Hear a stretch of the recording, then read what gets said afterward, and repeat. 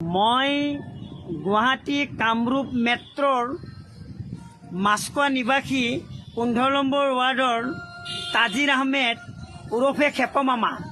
সকলোৱে মোক জানে আৰু আমাৰ চৰকাৰে যিটো চৰকাৰ চলি আছে এই চৰকাৰে কি কৰিছে কি কৰা নাই আমিতো নিজে দেখা পায়ে আছো।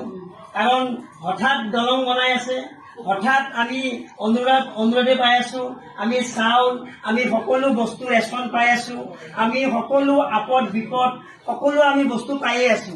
কাৰণ যিটো চৰকাৰ চলি আছে, যিখন ট্ৰেইন চলি আছে সেইখন ট্ৰেইনত আমি উঠা ভাল।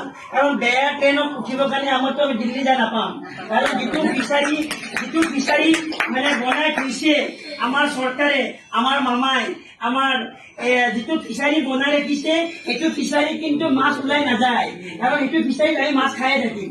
আৰু নতুন কৰি যিটো ফিচাৰী আহিব আকৌ বাউণ্ডাৰী দিব, আকৌ বাঁহ দিব, অমুক দিব আৰু বহুত বছৰ লাগিব মাছ পোৱালি দিব। এতিয়া তাৰমানে আমাৰ যিটো ফিচাৰী চলি আছে সেইটো ফিচাৰীৰ পৰা যেন আমি মাছ খাই থাকো। সেইকাৰণে আমাৰ হেমন্ত ছাৰ আমাৰ বঢ়িয়া এজন মানুহ এজন আমি পাইছো। এনেকুৱা ধৰণৰ আমি সুৰক্ষা দিব লাগে, আমি কেনেকুৱা ধৰণৰ ছাপৰ্ট দিব লাগে সেইটো আমি যেন দি থাকো। আৰু বাকী কোনোবাই কিবা কৈ আছে সেইটো কথা যেন আমি এইটো কাণি দি শুনি এইটো কাণি দি ওলাই যাওঁ।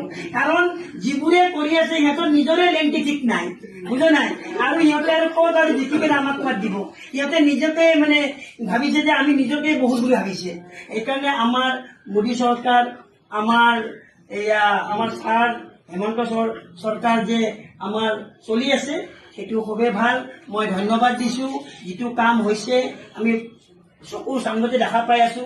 দলংখনত কালি গলো, মাৰঘাট দলং বনাই দিছে। মানে এনেকুৱা দলং বনাই দিছে গুৱাহাটী টু উত্তৰ গুৱাহাটী। মানে আমি আগতে গৈছিলো জালুকবাৰী হৈ কিনে 3 ঘণ্টা, এতিয়া লাগিব আমাৰ 15 মিনিট। খালি অলপমান তেলৰ খৰচা।